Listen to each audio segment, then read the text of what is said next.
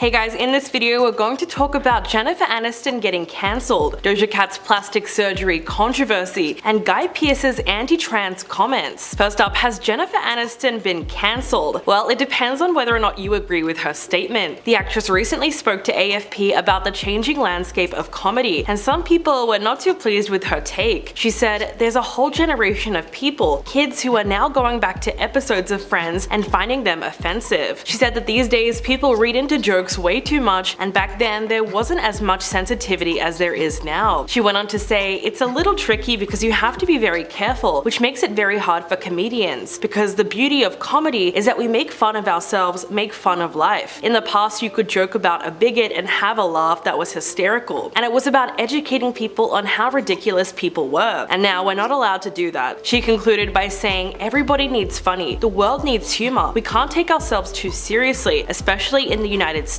Everyone is far too divided." Now, that was not exactly a hot take because plenty of celebrities have complained about the same thing. Her opinion is a pretty popular one because a lot of people think that political correctness is ruining comedy. The idea that you can't say anything anymore these days is one that we've heard countless times. But fans are feeling particularly upset because they didn't expect Jennifer Aniston to become one of those people. In response to her comments, fans took to Twitter to give their opinion on the show. One person wrote, "I think people are more offended that there are like 3 people of color in the entire 10 seasons. Another person tweeted, "Every year Jennifer Aniston is condescending with the claim that Friends wouldn't have gone over well now because of its homogeneity. Well, it's that it was stale. Seinfeld, Frasier, Always Sunny in Philadelphia, etc. still make me chuckle, and those shows are wider than eggshell. So it's possible that people no longer find the show funny or relevant anymore. In that case, it's not a question of whether or not it's progressive enough, it's more about the fact that the writing is bad." Although Jennifer does make a pretty good point. Friends has been called out in recent years for its lack of diversity. Even Lisa Kudrow addresses criticism and said that if the show ever got rebooted, it would not be an all-white cast. Last year, she spoke to the Daily Beast and called out the creators David Crane and Marta Kaufman. She said, "I feel like it was a show created by 2 people who went to Brandeis and wrote about their lives after college, and for shows especially, when it's going to be a comedy that's character-driven, you write what you know. They have no business writing stories about the experiences of being a person of color." As we know, all of the 6 main characters on Friends were white, and throughout all 10 seasons, there were very few actors of color that were given screen time. In 2020, David Schwimmer weighed in on the controversy, and he explained that he knew about what was happening. He said, "I was well aware of the lack of diversity, and I campaigned for years to have Ross date women of color. One of the first girlfriends I had on the show was an Asian American woman, and later I dated an African American woman. That was a very conscious push on my part." Apart from having an all-white cast, Friends has also been accused of having storylines that were sexist and homophobic. It was all around problematic. In fact, everyone remembers that one of the most consistent jokes on the show was fat-shaming Monica. They used her weight as a relentless punchline to the point where it was overdone. Realistically, a lot of the jokes in the show should have never made it into the writer's room, so obviously there were certain aspects of Friends that haven't aged well, and that becomes way more obvious when you look at it under a microscope. Of course, it's not going to be up to today's standards because it's almost 30 years old. For better or worse, it's definitely a product of its time, so it's no wonder that Jen feels the need to step in and defend it. But she's not the only one who's been frustrated with the changing film industry. Hugh Grant recently went on The Late Show with Stephen Colbert and went on a rant about mobile phones on film sets. He said, "Films are so weird now. They are weird because in the old days, by the end of the second week, you were all getting drunk in the evening and having dinner and falling in love with each other and all of that." He said that all of that stopped because of phones. These days, the actors just go home and look at Twitter instead of interacting with each other. When he was asked if less phones would mean more affairs, he said, "Yeah, I think so. You know, Tarantino banned telephones from his set, and quite right too, because the people there all shag each other, so I'm told." So obviously phones are a distraction from what is really supposed to happen on a movie set. Hey, maybe that's why there were so many celebrity cheating scandals in the 90s. Alright, now Doja Cat has been fighting for her life on Twitter after she was accused of promoting plastic surgery to her young fans. The online drama started when she revealed that she had undergone breast reduction surgery and liposuction on her thighs. She gave everyone an update on her health in a series of tweets. She wrote, "4 days into recovery right now, feels okay. I got lipo so my thighs hurt a lot if I move too much, but I'm healing really fast." Almost immediately, people started questioning her tweets. One person wrote, "Lipo is when fat is transferred from one area to another." In response, Doja said, "No, it's not, dear. That is called a fat transfer. I did not get a fat transfer." She's right, of course, because lipo is a surgical procedure that involves using a suction technique to remove fat and shape specific areas of the body. When another fan speculated that she'd had a breast augmentation to make them bigger, Doja once again had to clarify that she's actually had a reduction to make them smaller. We don't know what size she was before, but apparently she's now a 32C. While she loves the results, she said it's going to take around 3 months for her to properly heal. At the time, Doja was only a few days post-surgery and very swollen. When fans asked her to show off her new chest, she tweeted, "Soon when they don't look like 2 loaves of bread,